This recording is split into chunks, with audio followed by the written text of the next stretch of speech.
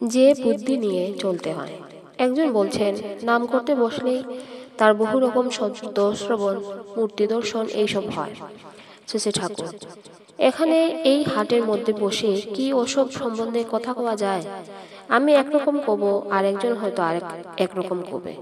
আসল কথা হলো, একজন আচার্যের সুনিষ্ঠ হওয়া লাগে, আর তার উপদেশ মাফিক চলা লাগে।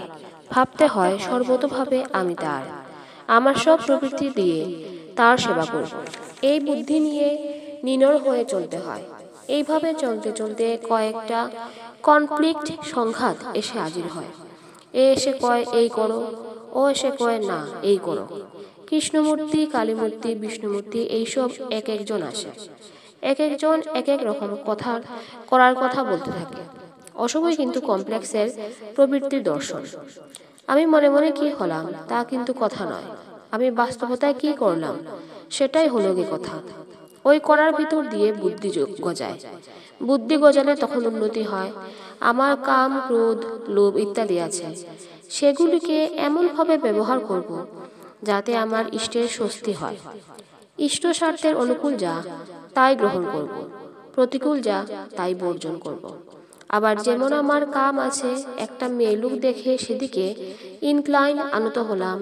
এখন ইনক্লাইন আনত হব না কি করে, বা ইনক্লিনেশন আনতি এলেও তাকে কিভাবে ইষ্ট স্বার্থের অনুকূলে রেগুলেট, নিয়ন্ত্রণ করতে পারি তা শেখা লাগবে।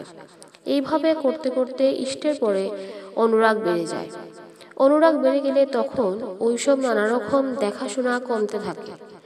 এ না হলে মানুষ 22 বাজারে ঘুরে নিজেকে নিকেশ করে ফেলে। বহু নৈষ্ঠিকতা ধূপার গাধার মতো, কতকগুলি কচকচে শেখা হয় মাত্র, তাতে কাজ হয় না। আসল কথা চাই আচার্য এবং তার অনুসরণ, আর ওই দর্শন শ্রবণ, এগুলি সব কমন, সাধারণ। যারা রিয়েলাইজড ম্যান, অনুভূতিলব্ধ মানুষ, তাদের সবারই একরকম হয়। আমার কয়ে দেওয়া লাগবে না, ওসব আপনা থেকেই ফুটে উঠবে। এগুলি উপলব্ধ সত্য। সত্য মানে সৎ এর ভাব। সৎকে যা এমনি করে হইয়ে তুলেছে, অস্তিত্বকে যা হইয়ে তুলে উক্ত ব্যক্তি। কিন্তু নাম করতে বসলেই বহু রকমের শব্দ আসে, গায়ের রুয়া কাটা দিয়ে ওঠে। শ্রী ঠাকুর, শব্দ যা আসে আসুক, যা বললাম তাই কর। চোখে যা আসে দেখলে, কানে যা আসে শুনলে, মনে যা আসে ভাবলে, কিন্তু গুড়া তোমার ইষ্ট, সে কথা ঠিক রেখো। তুমি তাকে ভালোবাসো, বলো তুমি আমার ঠাকুর, আমি তোমাকে ভালোবাসি, তা মনেও কও, বাইরের জগতেও কও, আর চলো সেইভাবে। এই তো ব্যাপার।